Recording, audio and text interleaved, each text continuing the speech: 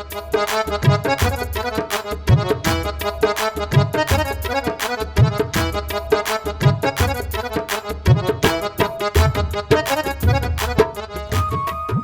असांजे चैनल खे सब्सक्राइब कयो ऐं बेल आइकन खे प्रेस कयो ऐं पोइ प्रोग्राम जो मज़ो वठो। असांजे इलाइक़े में फिल्मी टीमूं ईंदियूं हुयूं सिंधी फिल्मनि जूं। गुलाम हैदर सिद्दीकी साहिबु ईंदो, SY अहमद बाबू भाई जंहिंखे चवंदा आहिनि उहो ईंदो, AQ पीरज़ादो साहिबु ईंदो। उहा शूटिंग ॾिसण असां डोड़ी वेंदा हुआसीं। फिल्मनि जो शौक़ु तमामु घणो थी पियो असांखे। मैट्रिक करण खां पोइ उन फिल्म जे शौक़ में आउं कराची पहुतो हुउसि। सईदाबाद वारे पीर मज़र अलक मरहूम मूंखे ख़त ॾिना हुआ मुख़्तलिफ़ डायरेक्टरनि ॾांहुं त हीउ नौजवान फिल्मुनि में कमु करणु थो चाहे ऐं हिनखे मौक़ो ॾियो। उते गुलाम हैदर सिद्दीकी, AQ पीरज़ादो, बाबू भाई ऐं ॿिया जेके डायरेक्टर हुआ उन्हनि सां मुलाक़ातूं थियूं। फिल्म स्टूडियो में अचण वञण दौरान मुंहिंजी मुलाक़ात मशहूरु डायरेक्टर AQ पीरज़ादे साहिब सां थी। हुन साहिबु मूंखे दाबो ॾिनो।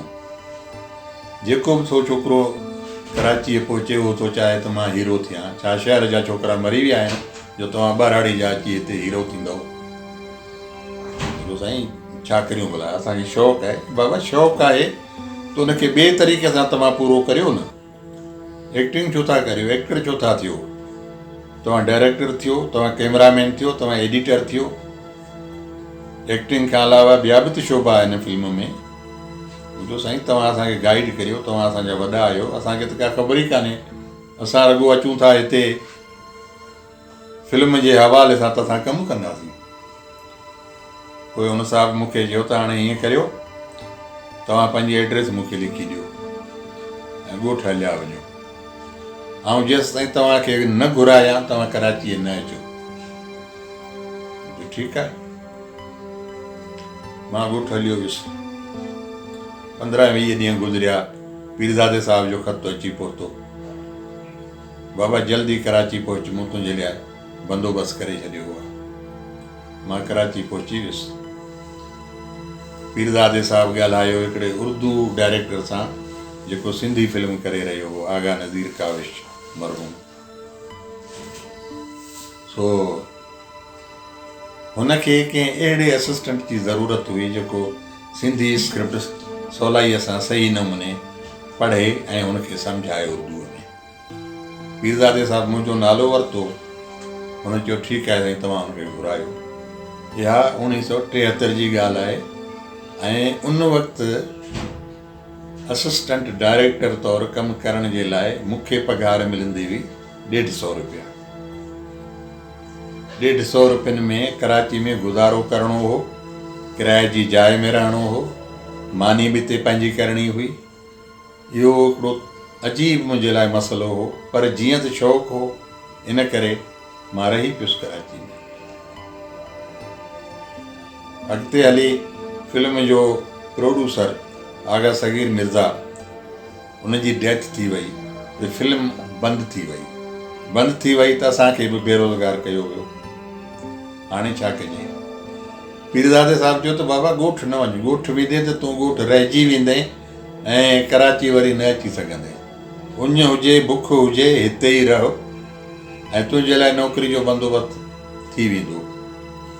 हुन कंहिं दोस्त डॉक्टर खे चई करे अस्पताल में मूंखे कंपाउंडरी वांगुरु नौकिरी वठराए ॾिनी आरज़ी तौरु।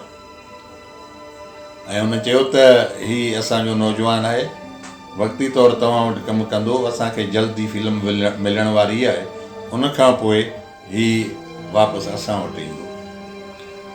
8-9 महीना मूं हुते कमु कयो ऐं उन्हनि ई ॾींहंनि में मूं दरख़्वास्त ॾिनी हुई मरहूम नूर मोहम्मद लाशारी जे चवण ते रेडियो पाकिस्तान में नौकिरी जे लाइ, पाकिस्तान टेलीविज़न ते नौकिरी जे लाइ।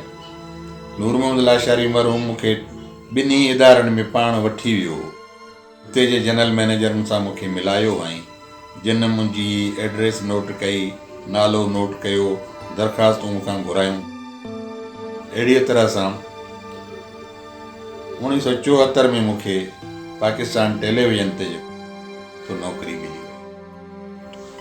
मुंहिंजी एंट्री थी 1974 में।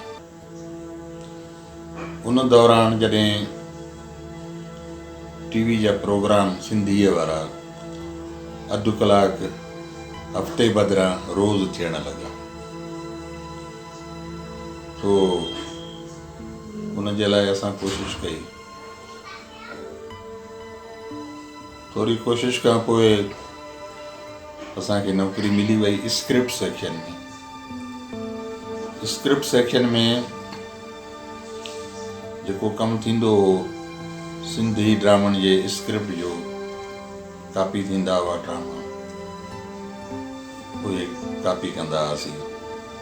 मूंखां पहिरें फैज़ बुगियो साहबु हूंदो हो मरो, 74 में जेको आहे सो मां आयुसि। PTV जो माहौल ॾाढो शानदार हो। उर्दू जा फ़नकार, सिंधी जा फ़नकार, लेखक ईंदा हुआ।